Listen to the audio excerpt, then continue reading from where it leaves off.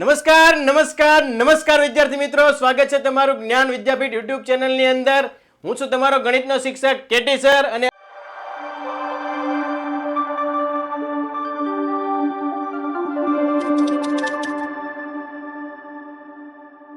આજે હું તમને ભણાવવાનો છું ચેપ્ટર નંબર 3 દ્વિચલ સુરેખ સમીકરણ યુગ્મની અંદર સ્વાધ્યાય 3.1 માં પ્રશ્ન 1 અને 2.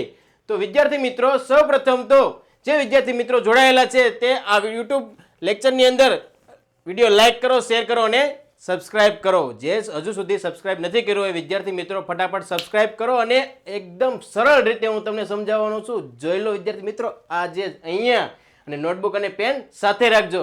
તો શરૂઆત કરીએ સ્વાધ્યાય 3.1 પ્રશ્ન 1 અને 2. એકદમ સરળ છે વિદ્યાર્થી મિત્રો, એકદમ સરળ, મૂંઝાવાની જરૂર નથી. તો સ્વાધ્યાય 3.1 ની અંદર પ્રશ્ન 1, નીચેની સમસ્યાઓ પરથી દ્વિચલ સુરેખ સમીકરણ યુગ્મ બનાવો.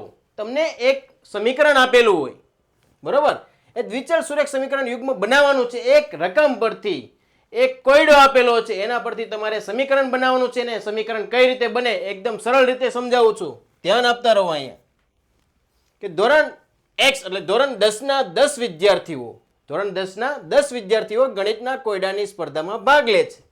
જો ભાગ લેનાર છોકરીઓની સંખ્યા છોકરાઓની સંખ્યા કરતા 4 વધારે હોય તો કેટલા છોકરાઓએ અને કેટલી છોકરીઓએ કોયડાની સ્પર્ધામાં ભાગ લીધો હશે તે મેળવો. પણ અહીંયા આપણે આ દાખલાનો આન્સર મેળવવાનો નથી. આપણે માત્ર દ્વિચલ સુરેખ સમીકરણ યુગ્મ બનાવવાનું છે કે જ્યારે પણ આવો ક્વેશ્ચન આપેલો હોય તો એના પરથી સમીકરણ કઈ રીતે બનાવાય તે આપણે અહીંયા આજે સમજવાનું છે. તો ધ્યાન આપો વિદ્યાર્થી મિત્રો.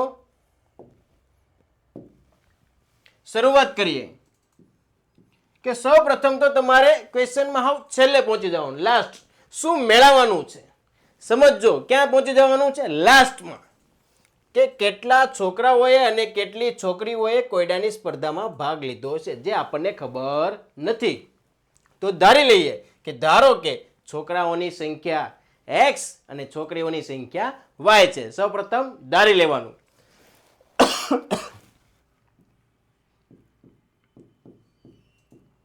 ધારો કે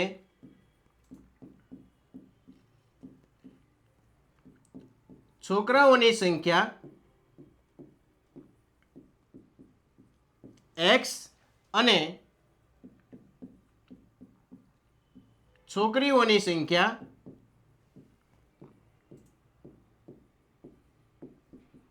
y છે. ધારી લીધી. હવે ફરીવાર ક્વેશ્ચનની શરૂઆત કરીએ કે ધોરણ 10 ના 10 વિદ્યાર્થીઓ, કેટલા વિદ્યાર્થીઓ હતો? 10 વિદ્યાર્થીઓ. એ 10 વિદ્યાર્થીની અંદર છોકરાઓ પણ હતા અને છોકરીઓ પણ હતી, એટલે કે કુલ મળીને 10 વિદ્યાર્થીઓ છે ધોરણ 10 ની અંદર. તો અહીંયા આપણને પહેલા જ સમીકરણ, પહેલા જ વાક્યની અંદર પહેલું સમીકરણ મળી ગયું કે ધોરણ 10 ના 10 વિદ્યાર્થીઓ કુલ મળીને કેટલા હતા? તો કે 10. કોણ? તો કે છોકરાઓ અને છોકરીઓની સંખ્યા ટોટલ 10 છે. તો છોકરાઓની સંખ્યા કેટલી છે? 10. છોકરાઓની સંખ્યા આપણે શું ધરેલું છે બાળકો? x પ્લસ છોકરીઓની સંખ્યા y બરાબર 10. તો અહીંયા આપણને મળે છે પહેલું સમીકરણ. એકદમ સરળ રીત છે ને? તો વિદ્યાર્થી મિત્રો, ચાલો આપણે આગળ વધીએ બીજા સમીકરણ તરફ. જો ભાગ લેનાર છોકરીઓની સંખ્યા છોકરાઓની સંખ્યા કરતા 4 વધારે હોય, ફરીવાર ક્વેશ્ચન રિપીટ કરીએ. ભાગ લેનાર છોકરીઓની સંખ્યા કેટલી હોય? કે છોકરાઓની સંખ્યા કરતા 4 વધારે. તો અહીંયા વાક્ય પ્રમાણે આગળ વધીએ. છોકરીઓની સંખ્યા, જે આપણને નથી ખબર પણ ક્વેશ્ચનમાં કીધેલું છે કે આ છોકરીઓની સંખ્યા કેટલી છે? તો કે છોકરાઓની જેટલી સંખ્યા છે એના કરતા 4 વધારે. તો છોકરાઓની સંખ્યા જો તમે જાણતા હોય તો તમને છોકરીઓની સંખ્યા મળી જાય, એના કરતા 4 વધારે. તો તમારે છોકરાઓની સંખ્યામાં 4 પ્લસ કરવાના, એટલે કોની સંખ્યા મળી જાય? છોકરીઓની સંખ્યા. તો અહીંયા જે પ્રમાણે ધારેલું છે તે મૂકીએ આપણે. છોકરીઓની સંખ્યા કેટલી ધારેલી હતી?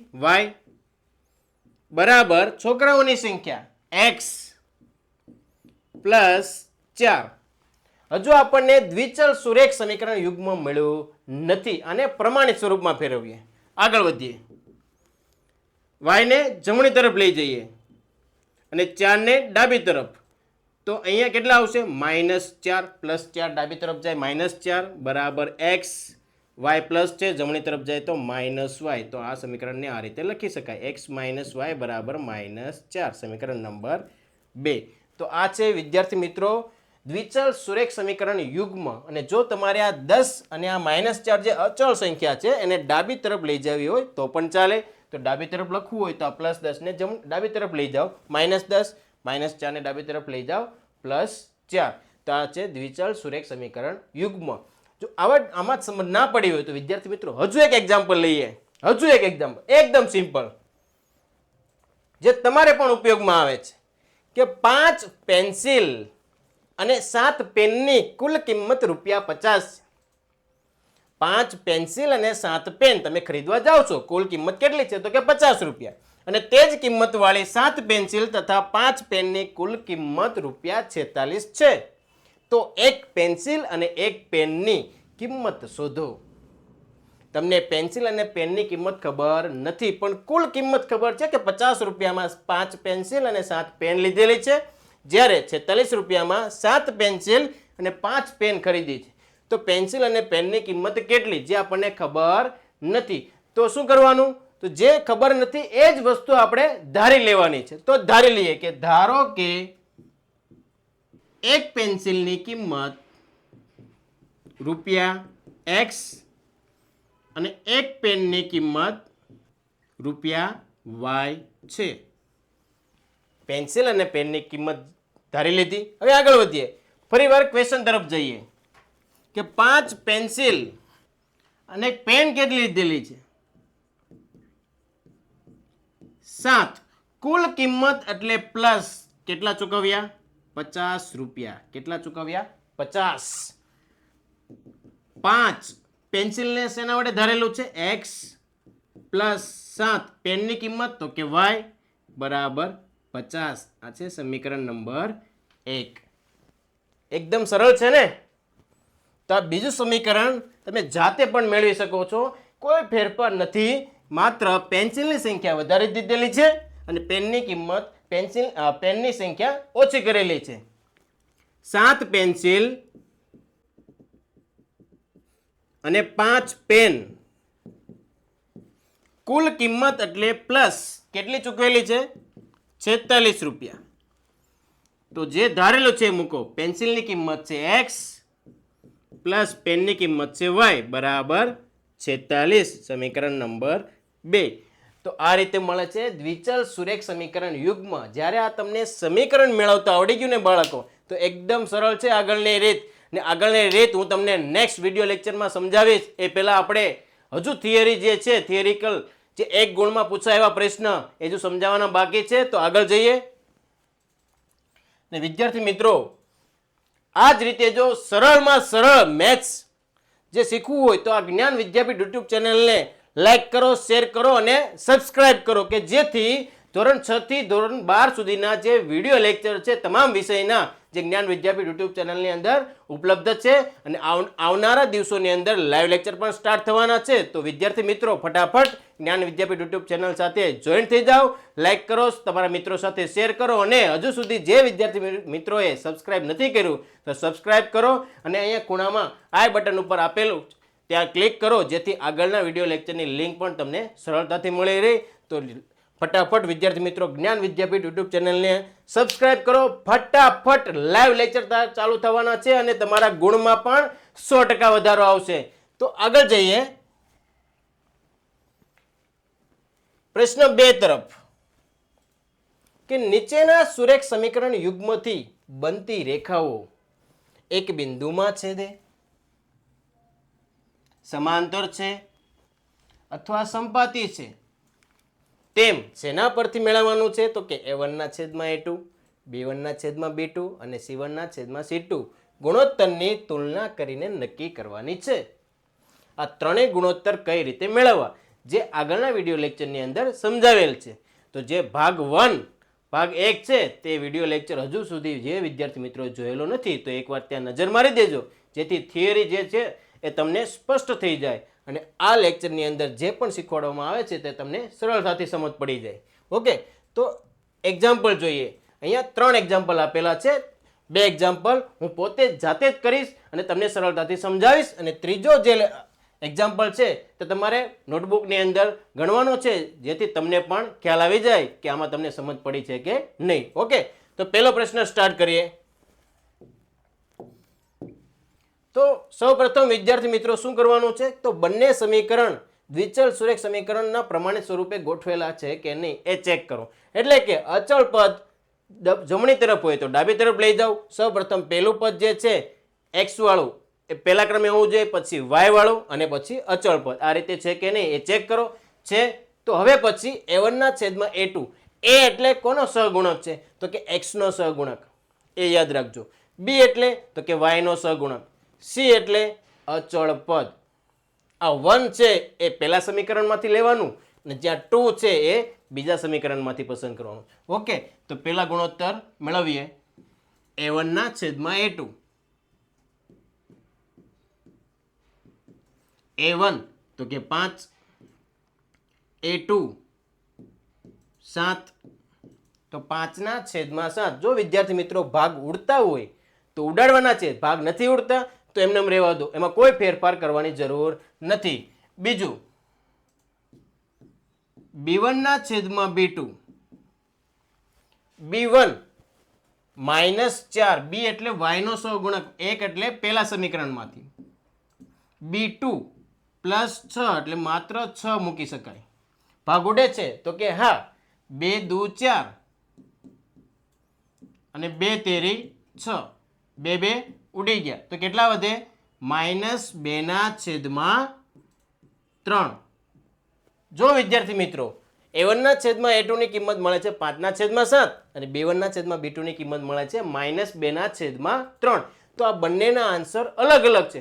તો જ્યારે પેલા બે ગુણોત્તર સમાન નથી તો ત્રીજો ગુણોત્તર મેળવવાની જરૂર નથી. તો તમને પ્રશ્ન થાય શા માટે સર ત્રીજો ગુણોત્તરની કેમ જરૂર નથી, તો એ પણ બતાવું છું.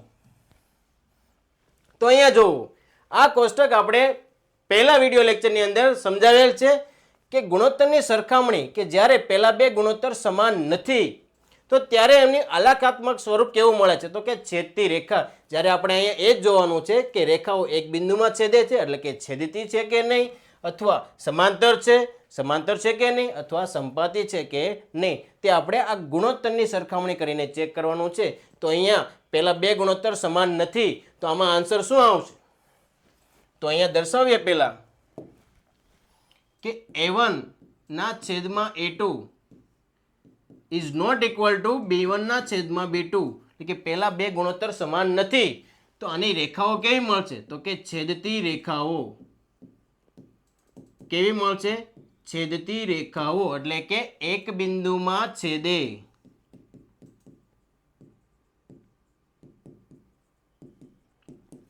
એક બિંદુમાં છેદે. તો આ રીતે એકદમ 1 માર્ક્સનો પ્રશ્ન છે વિદ્યાર્થી મિત્રો, એકદમ સરળ. તમને બે સમીકરણ આપેલા હોય અને વિકલ્પની અંદર પણ પૂછી શકે કે 4 ઓપ્શન આપેલા હોય, આમાં કયો આન્સર છે, તો તમારે ગુણોત્તર પરથી નક્કી કરવાનો છે. આમાં સમજ ના પડી તો ચાલો બીજા પ્રશ્ન તરફ.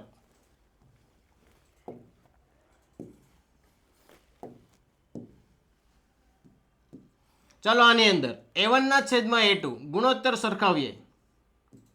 a એટલે x નો સહગુણક, a2 x નો સહગુણક. ભાગ ઉડે છે, ચેક કરો. 9 દુ 18, 9 9 ઉડી ગયા, કેટલા વધે, 1 ના છેદમાં 2. આગળ બીજો ગુણોત્તર ચેક કરીએ. b1 ના છેદમાં b2. b1 એટલે 3, b2 એટલે 6. ભાગ 3 દુ 6, 3 3 કેન્સલ, છેદમાં કેટલા છે 2, અંશમાં કંઈ ન હોય તો કેટલા હોય 1. ત્રીજો ગુણોત્તર ચેક કરવો પડશે. શા માટે, કારણ કે અહીંયા પહેલા બે ગુણોત્તર સમાન નથી એટલે ત્રીજો ગુણોત્તર ચેક કરવાની જરૂર નથી. અહીંયા જો પહેલા બે ગુણોત્તર સમાન હોય તો ત્રીજા ગુણોત્તર તરફ જવું જ પડશે, કારણ કે પહેલા બે ગુણોત્તર સમાન હોય તો નક્કી નહીં થાય કે સંપાતી છે કે સમાંતર. જો ત્રીજો ગુણોત્તર પણ સમાન મળે તો સંપાતી રેખાઓ, અને જો ત્રીજો ગુણોત્તર સમાન ન મળે તો સમાંતર રેખાઓ. એટલા માટે ત્રીજો ગુણોત્તર મેળવવો જરૂર છે. C1 ના છેદમાં C2. C1 ની કિંમત તો કે 12, C2 ની કિંમત 24. ભાગ ઉડે છે, હા, તો 12 દુ 24, ભાગ ઉડાડો, 12 ઉડી ગયા, છેદમાં કેટલા 2, અંશમાં કેટલા છે 1. તો અહીંયા જો વિદ્યાર્થી મિત્રો ત્રણેય ગુણોત્તર કેવા મળે છે? એક સમાન. કેવા મળે છે? એક સમાન. તો જ્યારે ત્રણેય ગુણોત્તર સમાન હોય તો રેખાઓ કેવી મળે? હવે તમે આ કોષ્ટક પરથી નક્કી કરો. કેવી મળે રેખાઓ? સંપાતી રેખાઓ. કેવી મળે? સંપાતી રેખાઓ. અને જો એના ઉકેલ મેળવવાનું કીધું હોય તો એના ઉકેલ કેટલા મળે એ પણ અહીંયા દર્શાવેલું છે કે એના અનંત ઉકેલ મળે. કોના? સંપાતી રેખાઓનો. જ્યારે ત્રણે ત્રણ ગુણોત્તર સમાન હોય ત્યારે. તો આગળનો જે એક્ઝામ્પલ છે એ વિદ્યાર્થી મિત્રો તમારે જાતે ટ્રાય કરવાની છે. થશે ને? એકદમ સરળ છે. જાતે ટ્રાય કરો, ગુણોત્તર સરખાવો. ગુણોત્તર કયો આવે છે? સમાન નથી આવતો તો કે છેદતી રેખાઓ. પેલા બે ગુણોત્તર સમાન આવે છે તો ત્રીજો ગુણોત્તર ચેક કરો. જો એ પણ સમાન આવે તો સંપાતી રેખાઓ. ત્રીજો ગુણોત્તર જો સમાન નથી તો સમાંતર રેખાઓ. એ તમે આ કોષ્ટક પરથી સમજી જશો. આ કોષ્ટક એટલું અગત્યનું છે કે આમાંથી 1 માર્ક્સનો જો પ્રશ્ન આવી જાય તો તમને આ કોષ્ટક પરથી આવડી જશે. તો આગળ તો વિદ્યાર્થી મિત્રો આ જ રીતે એકદમ સરળતાપૂર્વક દ્વિચલ સુરેખ સમીકરણ યુગ્મ જે આગળના વિડીયો જે છે આપણે નેક્સ્ટ લેક્ચરની અંદર જોઈશું. તો આવી જ રીતે જ્ઞાન વિદ્યાપીઠ યુટ્યુબ ચેનલ સાથે જોડાતા રહો. આ વિડીયો લેક્ચરને લાઇક કરો, શેર કરો અને તમારા મિત્રોને પણ કહો કે એના માર્ક્સ વધારવા માટે શેર કરે એમના મિત્રોને. અને સબસ્ક્રાઇબ ના કર્યું હોય તો હજુ સુધી સબસ્ક્રાઇબ કરી નાખો ફટાફટ, જેથી આવનારા લાઈવ લેક્ચરની અંદર તમે પણ ઝડપથી જોડાઈ શકો અને એની લિંક તમને સરળતાપૂર્વક મળી શકે. ઓકે, જય ભારત, જય હિન્દ.